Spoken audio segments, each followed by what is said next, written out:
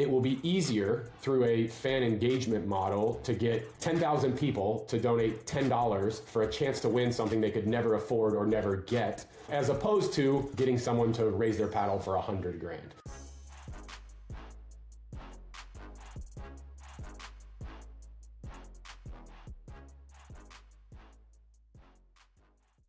All right, we are back for another episode of Under the Number. Today, I'm joined by Kyle Rudolph.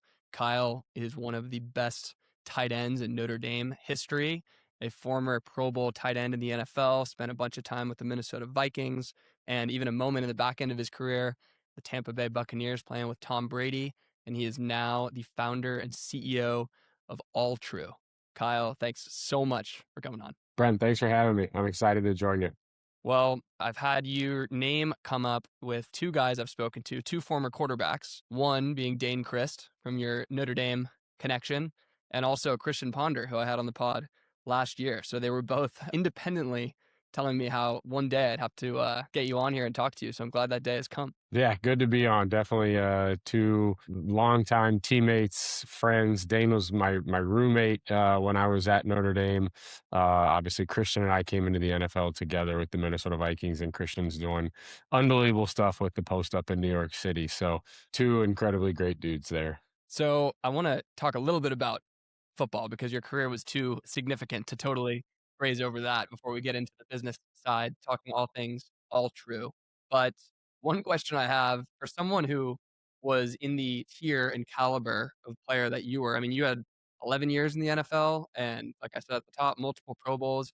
At what point do you feel that a retirement is fine?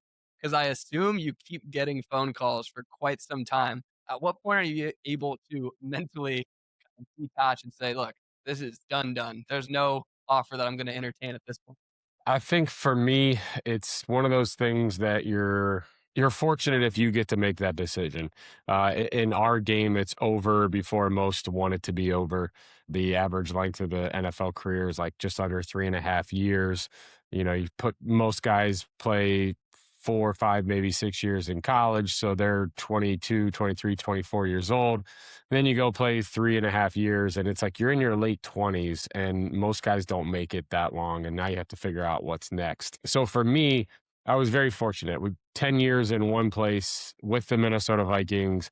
You know, absolutely loved my time there, did everything I set out to accomplish there, except for win a championship. And then I got released, which is a big part of, you know, the way the NFL works. They want younger, less expensive talent on the roster. And, you know, I was no exception to that. You know, I got older, they moved on, chose a different path. And so then, you know, I actually went to the New York Giants for a year. I signed in New York, played a year in New York, always thought we would keep Minnesota as home. So then we went back to Minnesota after that 1 year in New York. My free agency journey when I signed with the Giants, you know, I got released right before free agency started. So it was almost as if, you know, I become an unrestricted free agent for the first time in my career. And not to say I didn't do my due diligence, but I probably should have done more than I did. You know, I talked to a couple people in the organization, was super fired up about it, and then ultimately just jumped into a situation without kind of really letting things play out. Obviously, things did not go very well that year. And so then the next year, it was like, okay, you know, I have the chance to do this all over again. I'm going into year 12. I really don't care to go do OTAs and mini camp and all the off-season football that you have to do in May and June. So I was like, you know, I'm just going to train. I'm living in Minnesota. I have the trainer that I worked with for a long time, just get in the best shape of my life and then, you know, sign with somebody before training camp starts. And the way things worked that off season, the Minnesota Vikings actually got a new head coach and a new GM.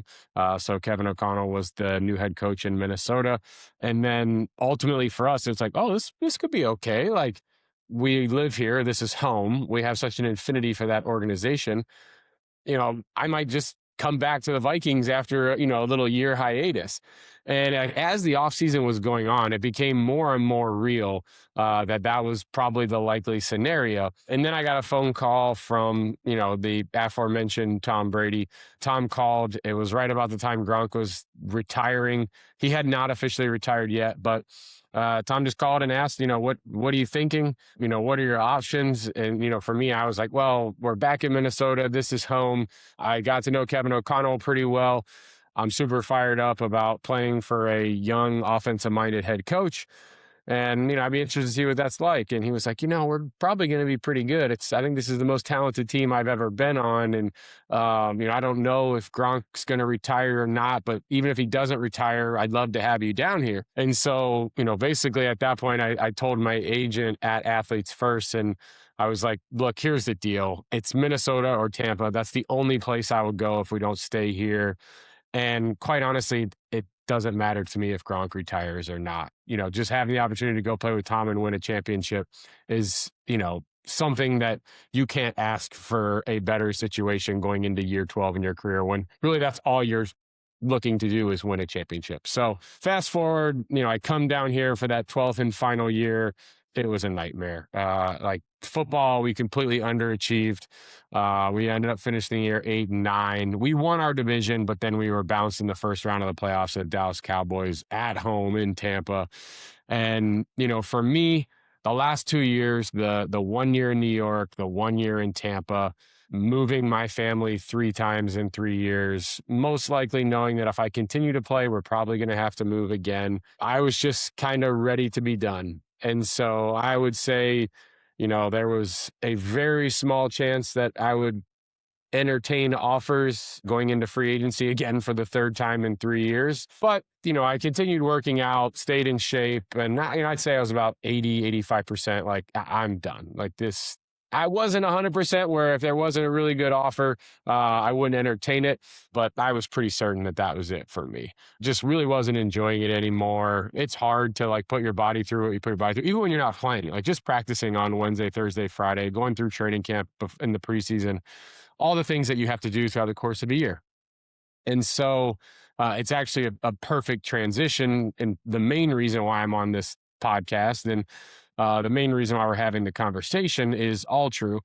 And so we launched Alltroo in 2021, July of 2021. So while I was playing in New York, I was running the company with one of my other co-founders, the other co-founder very involved in operations and getting things up and running. And then our 4th co-founder is still playing in the NHL today for the Buffalo Sabres, and Jason Zucker. So Jason and I are active pro athletes, basically just driving partners to the business at that time. Fast forward, same thing in Tampa. I'm playing for the Bucs. I have this platform, basically trying to leverage it to teammates and friends across sports to say, hey, look, we created this really cool platform. It can help you raise money for your nonprofit. You should give it a try. And then at that exact same time, January of 2023, when we ultimately play my last game for the Bucs, I secured a partnership with the NFL and the Walter Payton Man of the Year to run rallies, which are what we call our sweepstakes, for the Walter Payton Man of the Year nominees. And we raised $300,000 in 3 weeks. And it was like, holy cow, this is legit. Like, it's not a fun little hobby anymore. I don't know that any of us really believed that it would explode that quickly. So the transition was simple for me. I knew at that point I was far more excited about Alltroo and diving into Alltroo full time, running the company alongside one of my co-founders. And ultimately, we scaled our team. We went from 2 co-founders and an intern to going out and hiring our first 6 employees, most of which had experience in this industry. And I'll never forget, and this is kind of the close to this question. We were in Santa Monica, California, having an offsite meeting with our 6 new employees. We spent 2 days straight on the whiteboard in the conference room, completely breaking down what we had built and how we're going to integrate these new team members and what it's going to look like, adding their experience, but staying true to our roots. And ultimately, I remember this was in the middle of March. So free agency was like 4 or 5 days in. And I remember texting my agent at like 12:30 a.m. Pacific time. So like after a long day with the team, before I went to bed. And I just said, you can tell the 5 or 6 teams that we're talking to right now, I don't have an interest in playing football anymore. Like, I'm done. So the next morning, of course, he texts me back and he's like, are you serious? Like, I got a text at 12:30 a.m. this morning that, you're done. Like, are you serious? Like, I think we should think about it. And I was like, no, I'm done. Like, I just spent 2 days getting to know this new team, and I couldn't be more excited about what's ahead. The football chapter has closed. It was a great part of my life. It set me up to have the opportunity to do this, and now I want to do this moving forward. That's amazing, because I feel like you were able to kind of speed run the really strange question of purpose that a lot of guys have to navigate for those really oftentimes years. Particularly, it's like the longer the career as the pro athlete, probably the longer the period of wandering that comes afterwards. So that's incredible that you're able to have that pivot. And it makes a lot of sense that once you find that next, bit of purpose and drive, and more than a project, but actually company building, that you're able to detach in that way. One thing I love about the story here is that it's very natural and kind of organic. I mean, you were a Minnesota Viking, Walter Payton Man of the Year guy yourself, very much involved in the community in Minneapolis. How did that get rolling? Was this just like the way you were raised and you wanted to give back from the go or from the start? But how did that manifest at the beginning? Yeah, I think it's a combination of, my family. So I'm the oldest of 3 siblings. I have a younger brother, younger sister, 2 parents that worked full time at FedEx most of my childhood. The old saying, we didn't have 2 nickels to rub together. It was like, we certainly had everything we needed. My parents made sure of it. That may have been through accumulating quite a bit of debt throughout my childhood, but they made sure that myself, my brother, my sister, we got the Catholic private education that they desired for us, whether we could afford it or not. Ultimately, being an athlete, I never went out a year without the essentials that I needed, whether it was cleats or basketball shoes or a glove. I might not have a new bat, but I had a bat. And, ultimately it was through my parents, hard work and sacrifice that I was able to do all the things that I did as a kid. Obviously, that's what set me up to have the life that I had. And if it wasn't for them sacrificing as much as they did, I would have never had a 12-year NFL career and been able to have my college paid for because of football. And so it's a combination of that. And then also, more specifically, my family story, my younger brother was born with neuroblastoma. So 1991, ultrasounds obviously weren't as good as they are today. My mom thought she was delivering a completely healthy baby. And 4 hours after he was born, he started having seizures, couldn't breathe. And they ultimately rushed him to Cincinnati Children's Hospital to diagnose him with cancer and see the tumor that was resting on his adrenal glands. So he spent about the first year of his life in Cincinnati Children's Hospital, undergoing chemo, radiation, that type of stuff. And it really, for me, I was 15 months old at the time. I don't remember any of it, but I do have all of the recall from my parents, aunts, uncles, grandparents when we were growing up.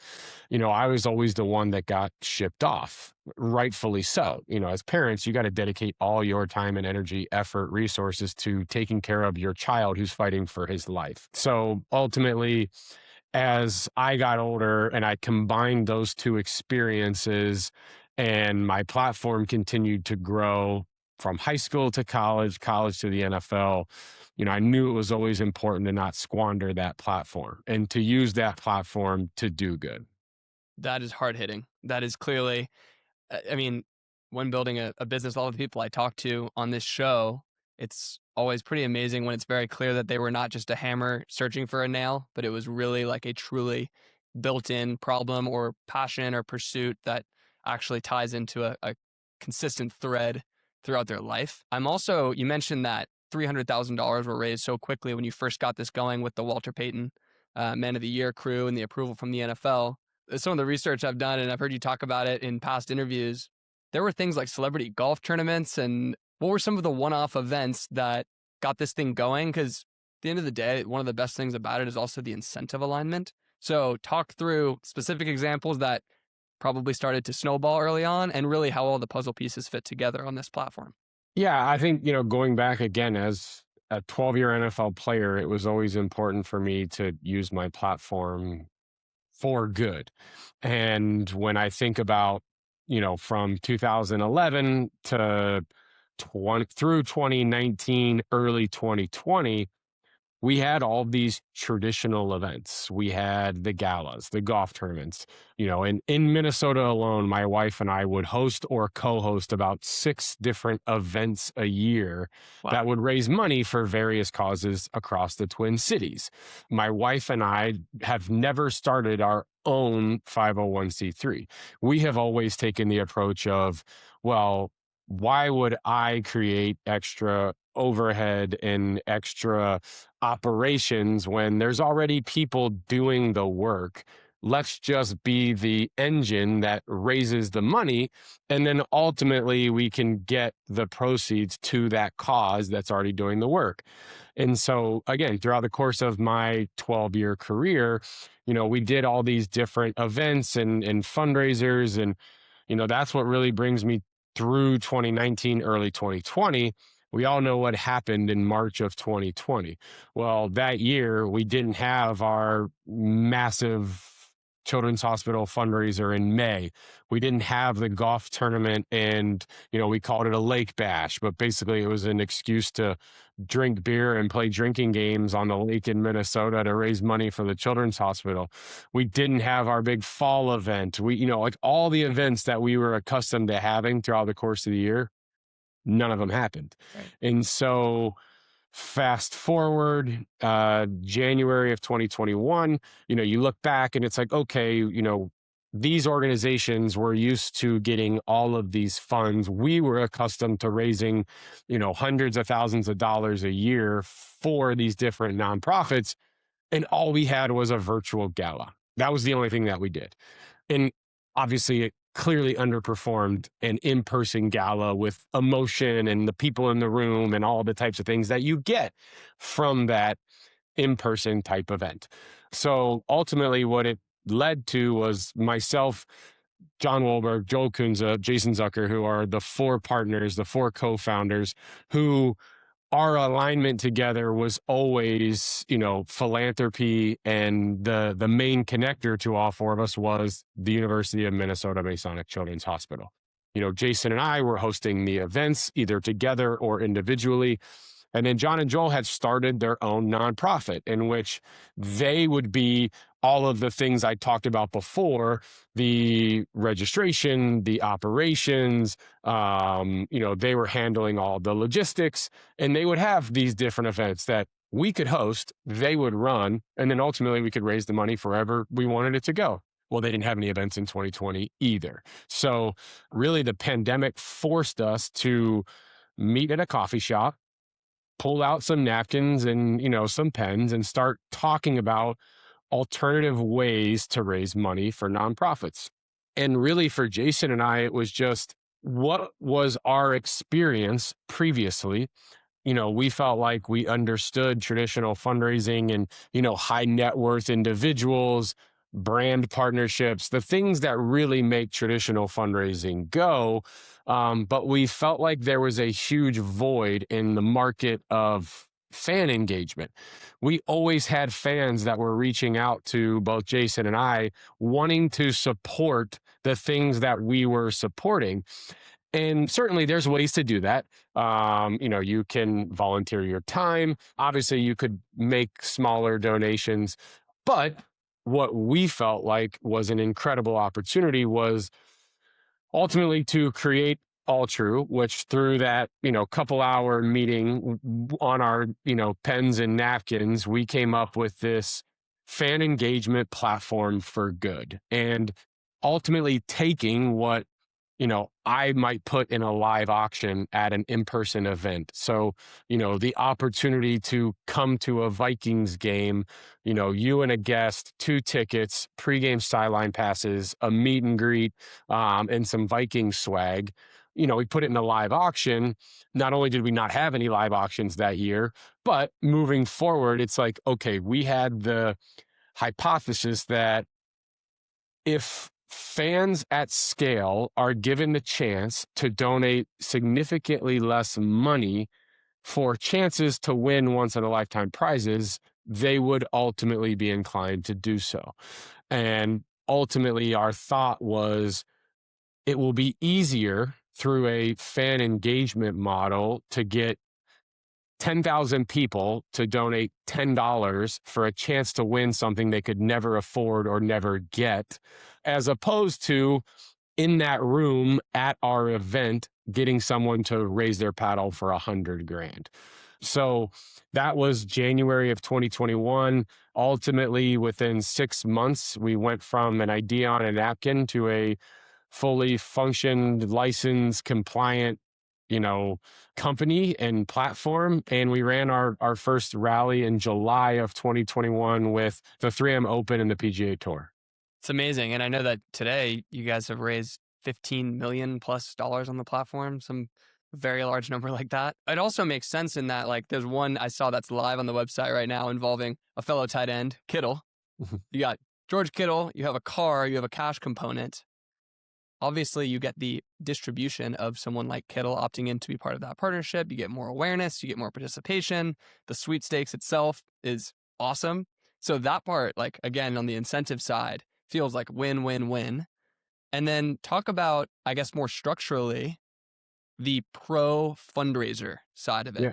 And you mentioned before why set up an additional 501c3 like with your wife back in the day. What was the like light bulb in the brain moment where you realized this is a way better model? Yeah. So, ultimately, like what Alltroo does, like we partner with athletes, teams, brands, leagues, musicians, entertainers, anywhere where there's fandom, to take that fandom and attention and turn it into charitable dollars.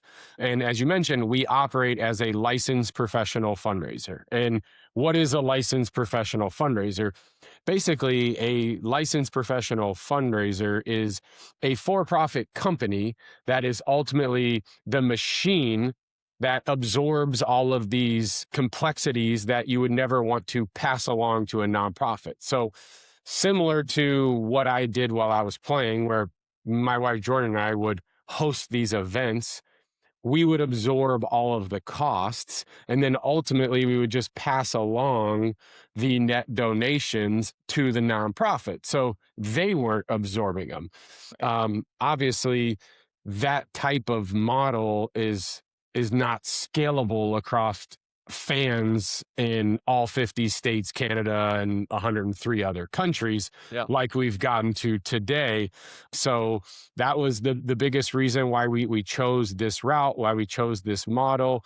Ultimately, like, we believe it allows us to execute that hypothesis that we had, in the fact that at scale, by using, traditional consumer type tactics where, we market, we use paid advertising, like we strategically target individuals who may want to win this prize and capitalize on the behavior to want to win something to ultimately bring dollars that otherwise wouldn't be going to these nonprofits.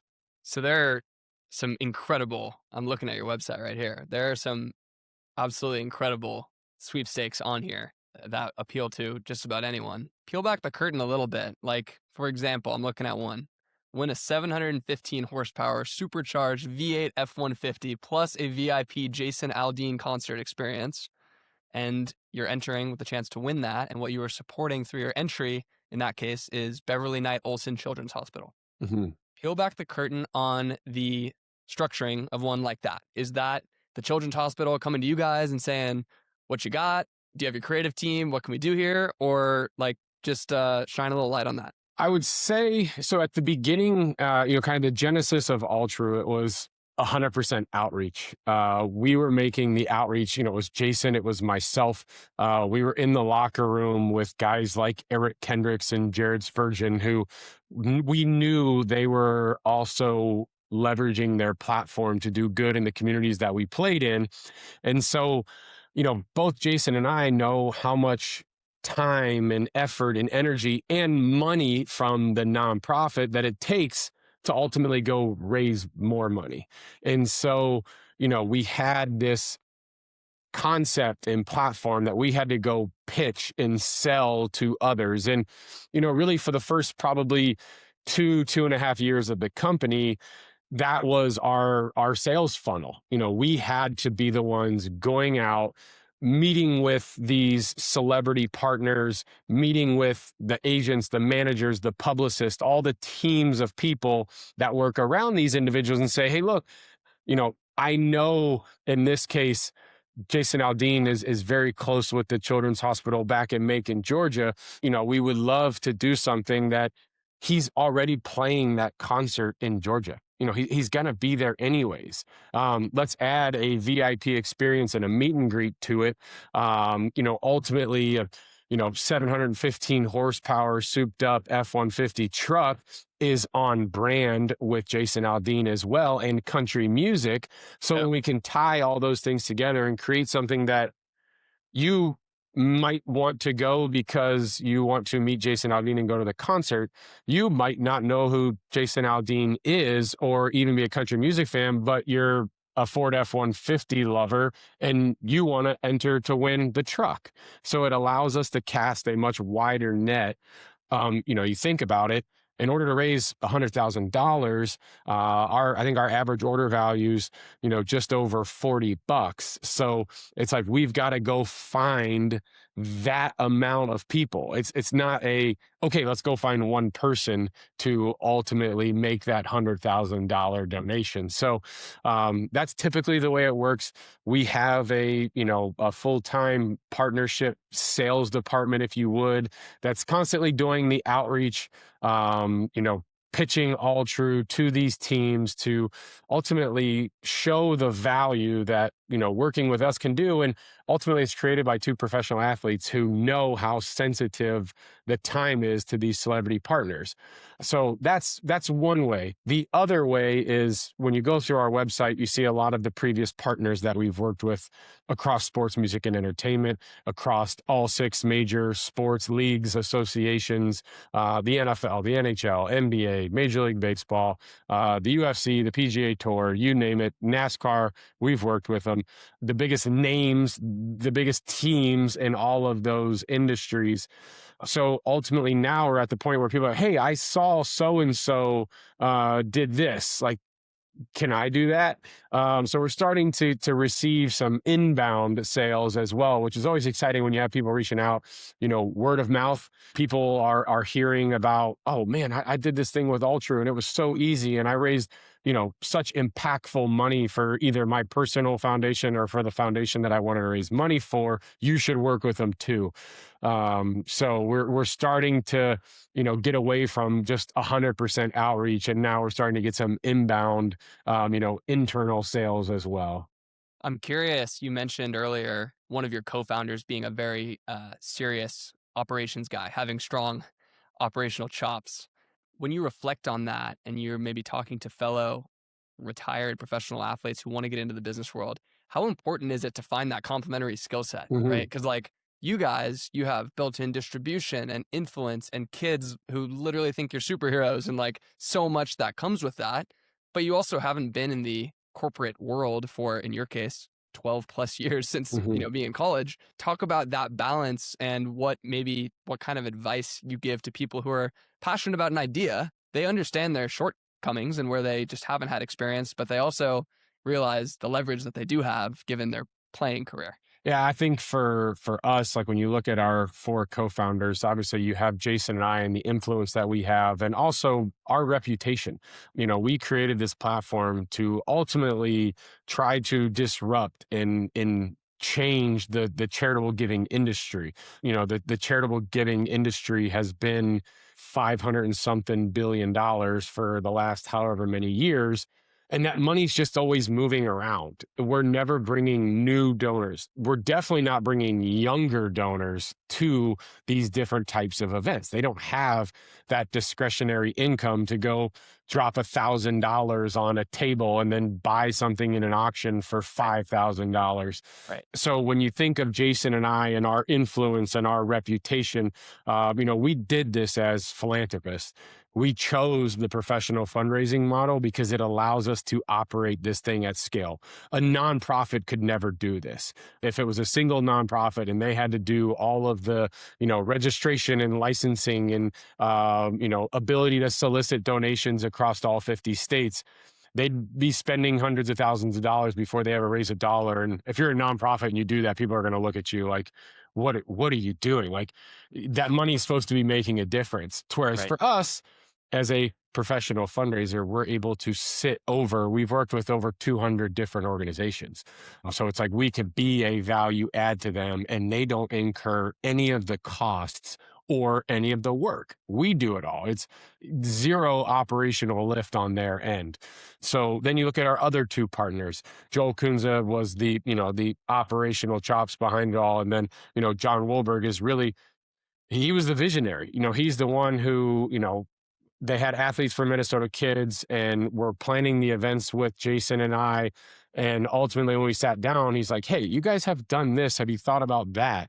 And the more we started having the conversation, it was like he truly understood this opportunity for us to be a fan engagement platform that can bring a completely new donor into the fold that otherwise wouldn't be donating money for charity.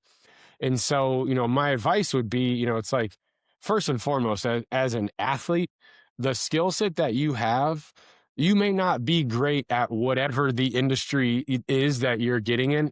I didn't know anything about professional fundraising when in 2021, but guess what? Now I know everything about it 5 years later.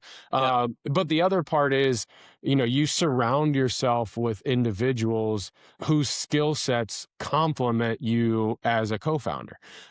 Ultimately, when I look at the four of us and as a team, talk about Joel and his operational excellence, we would have never gone from an idea on a napkin in January to a full functioning, gone to market product driving revenue through our website. Like, it would have never happened without his ability to dot the I's, cross the T's, get everybody together, handle all the stuff that we had to handle. And ultimately, that's not something that I would have known how to do. That's not something Jason would have known how to do. So you have to find those individuals that, first and foremost, share the passion for your business. You can't just go find someone that hey, that person's good at operations, but they could care less about this idea that I have. They're probably not a good co-founder. Maybe down the road, bring them in to handle your operations, but not somebody that you want to be a co-founder and really, guide the direction of, this launch and trajectory of your company. And so I think that's the biggest thing for me is ultimately finding someone who, we had four individuals who were all philanthropists at heart and wanted to create a platform that was going to do good. And as we scaled, it will go far beyond the impact that the four of us had in Minneapolis at the Masonic Children's Hospital. I look at the work that we did over the 10 years we were there, Jason individually, myself, my wife, all of us together.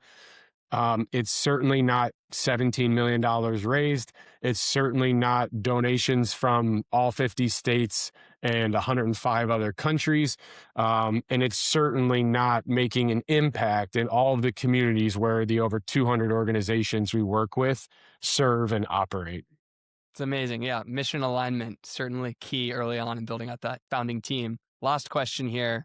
When I realize, now you look at Alltroo and you're in this totally new phase of life post playing days. I know now I met your wife briefly when we were at that event in San Francisco around the Super Bowl. So now you got a wife and kids now. Early in your career, I know that you lived with Harrison Smith, one of your Notre Dame buddies.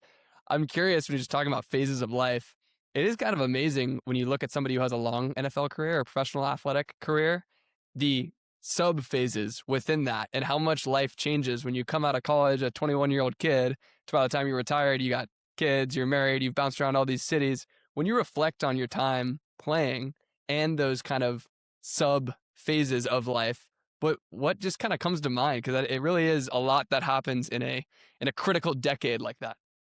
Probably just gratitude, when I think back of all the different sub phases throughout the course of my career, from high school and the success that I had in high school, and, getting recruited and going on to play college football at the University of Notre Dame, and all of the relationships and opportunities that came out of being a student athlete at the University of Notre Dame, ultimately going on and being able to have the chance at an NFL career. Harrison it's a funny story because he was the high school class of 2007. I was 2008. I was the draft class of 2011. He was the draft class of 2012. So he got to Notre Dame a year before I did. I got to Minnesota a year before he did. And then, ultimately him, my wife, now wife, and I lived together his rookie year. And, ultimately, like, we think back on that time here now, he's a surefire Hall of Famer, one of the greatest safeties that ever played the game. No doubt. And, I think about the three of us living together, trying to find our way. My wife was working in Minnesota at the time. She was trying to find her way in this completely foreign territory where, she was like, oh, I'm graduating from school. Like, I got to find a job in Minnesota. That's where my boyfriend now works and lives. And, so she was doing her thing. Him and, he and I were trying to figure out this NFL world. He's going through rookie off season, his rookie year, which is the longest year of your life. And for me, actually, I made my first Pro Bowl that year. It was like, so I was starting to emerge as, a player that the Vikings could count on and a reliable guy on offense. And so it's crazy. And I say gratitude because it happens so fast. And now when you look back, like, you can actually take the time to reflect on how many different super cool and amazing opportunities.